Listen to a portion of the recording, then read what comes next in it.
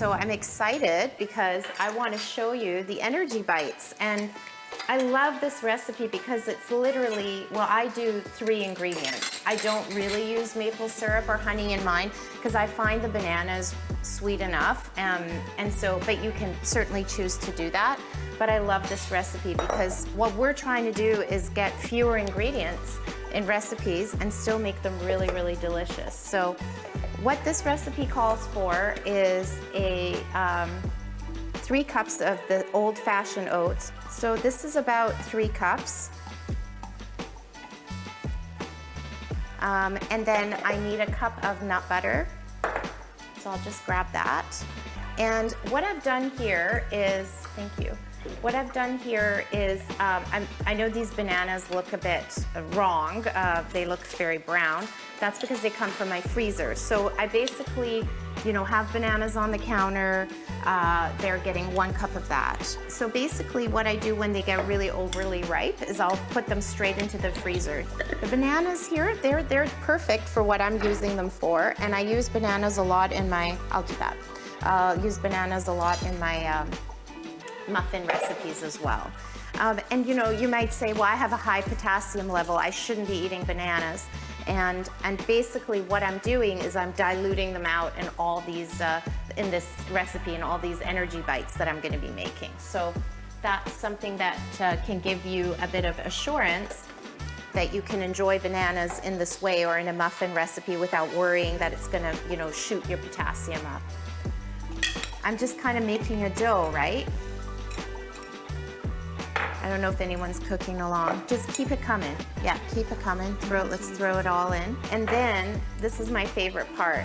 You know, I love dough. I used to make my own bread all the time, but unfortunately I can't eat so much bread nowadays because I have a bit of an intolerance. So I do use gluten-free oats a lot, and I love making this dough. I just love getting into dough. So we use the oats in our overnight oats, and then we ground up those same oats into an oat flour. So how much money do I save by grinding my own oat flour versus buying it prepared?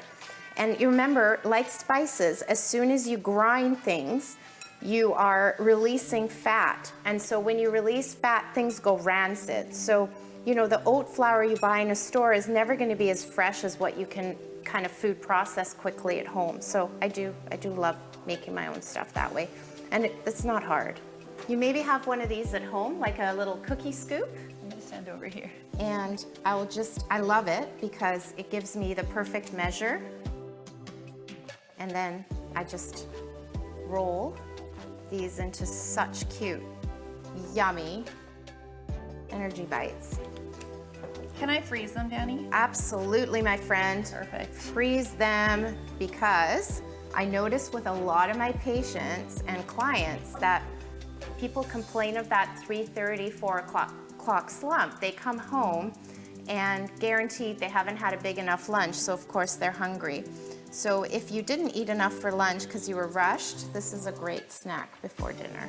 Why else this is a great snack is that you've got protein, fat, and carbs in here. You've got your carbohydrates from your oats, you've got your protein and your fat from your peanut butter. Those are what you want to make a good snack.